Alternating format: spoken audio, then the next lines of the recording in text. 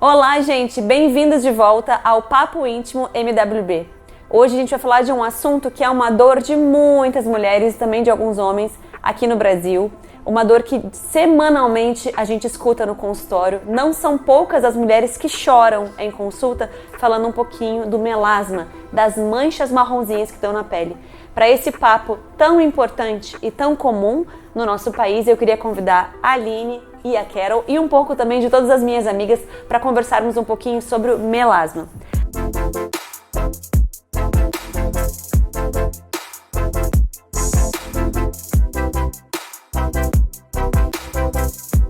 Antes de qualquer coisa, amiga, eu queria te pedir para explicar o que é o melasma, quais são as células envolvidas nesse tipo de doença.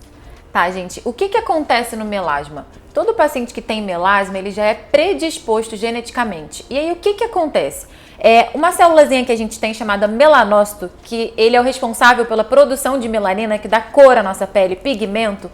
Nos pacientes que têm melasma, a gente chama que ele é superexcitado, né? E é uma célula que ela é rebelde. Não tem cura, a gente tem um controle. Então a gente pode dar uma acalmada, ter um controle, né, a longo prazo. Mas os fatores, né, o principal fator que é a radiação solar, se a gente tiver uma exposição excessiva, acaba ativando de novo. Então isso é fundamental o paciente entender como funciona. Perfeito. A Aline se colocou muito bem para entender que é essa célula que constantemente tem que ser cuidada, né?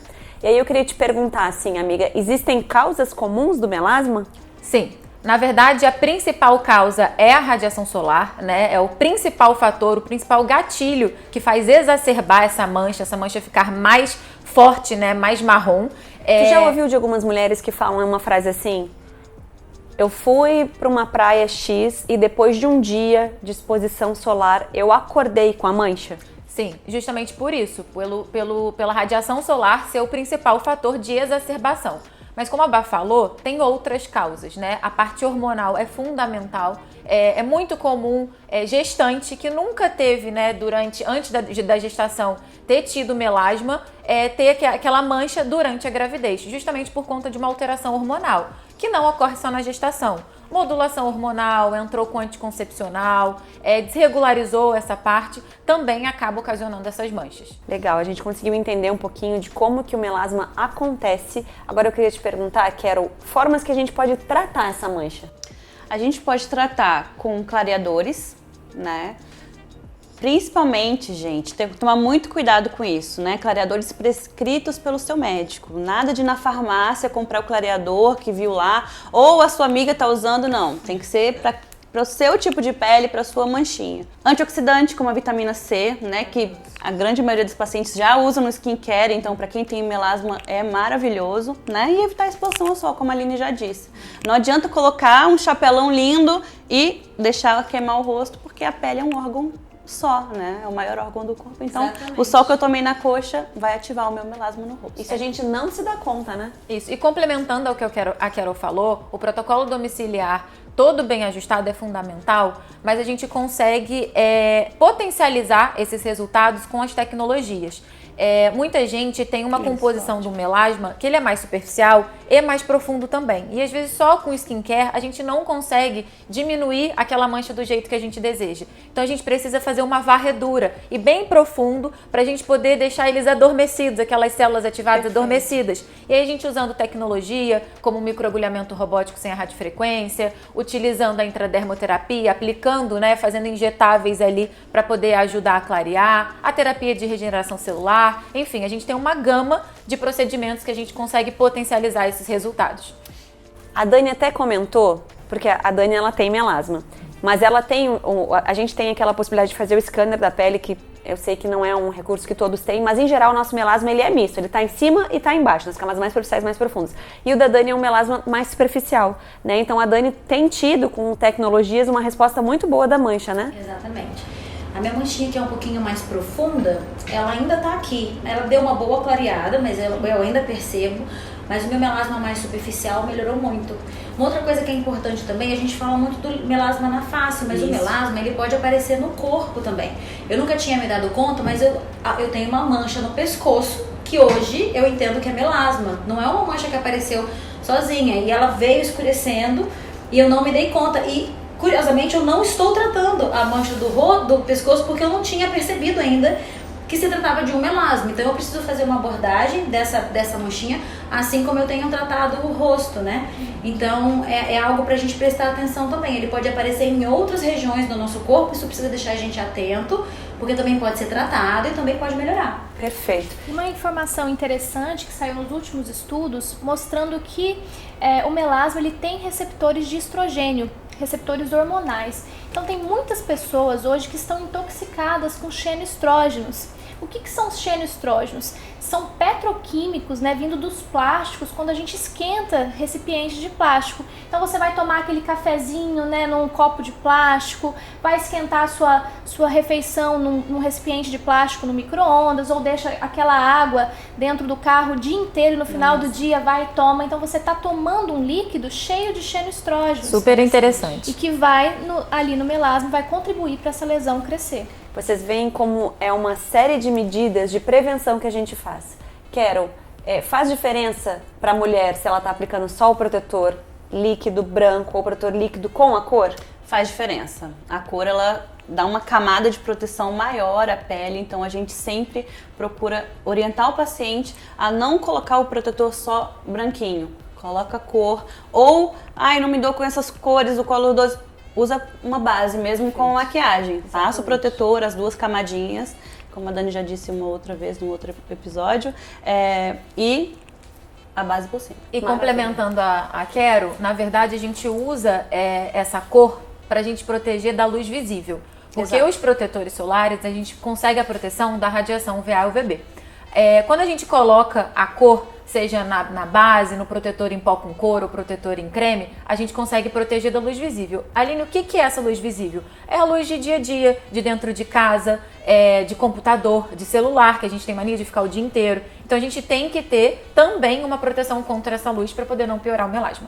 Perfeito. E eu queria perguntar uma coisa, que a gente estava discutindo aqui num outro momento. Se eu estou fazendo um tratamento e eu uso uma agulha mais profunda, eu fico mais horas com peeling químico, eu vou ter uma resposta melhor ao tratamento, minha mancha vai desaparecer mais rápido? Não, na verdade é muito engraçado isso, né? Eu tive um caso na semana passada, justamente porque tem paciente que fala, eu quero, coloca a agulha mais profunda, me deixa mais tempo, porque eu não tô vendo descamação, não vai funcionar. Não, gente, a gente tem profundidades, né, que a gente precisa atuar no melasma. A gente tem hoje em dia bem estabelecido que o melasma, a maioria dele é misto, então ele tá na epiderme, na derme, um pouquinho mais superficial e um pouquinho na profundidade, mas não adianta a gente entrar com uma profundidade muito maior se a gente não estiver pegando onde a gente tem que pegar. Tá? Então isso é muito importante. E também não descamar não quer dizer que não teve resultado. A gente tem uma renovação celular ali, depende de qual momento a gente está atuando com o peeling. Então, tudo que a tua médica te indicar, que a gente conversar com você, vocês têm que prestar atenção. E tu estava comentando uma coisa também a respeito de agredir demais a mancha, né? Exatamente. Eu tenho uma paciente que a gente está tratando agora, que ela tem um melasma profundo, uma mancha muito escura que acomete fronte, a região malar, o queixo, o buço, é uma mancha que acomete praticamente o rosto todo. E ela falou que ela tinha uma mancha muito clarinha e ela começou a fazer os tratamentos. E aí ela fez muito microagulhamento, muito peeling e tratamento. E ela falou que quanto mais ela fazia o peeling e o microagulhamento, mais escura a mancha ficava. E isso mostra pra gente que o melasma, ele não é uma reação exclusiva do melanócito, né? Todas as células da pele têm um papel no desenvolvimento dessa lesão. E que a agressão do queratinócito pode ter uma contribuição muito importante, sim, né, na formação daquela mancha. Então a gente precisa tomar cuidado, né? A pele com melasma, ela é uma pele com uma reatividade diferente, com um comportamento inadequado. Então a gente precisa ser cuidadoso em como a gente vai fazer. Não é porque vai ficar mais tempo que vai resolver, não é porque vai agredir mais que vai ser mais rápido. Absolutamente. E cada paciente é um paciente. Assim, eu tive uma resposta ótima ao microagulhamento. Eu já fiz um laser que nem é tão indicado para se fazer no melasma. E o meu melasma melhorou, né? Mas não é um laser que a gente faz num paciente com melasma.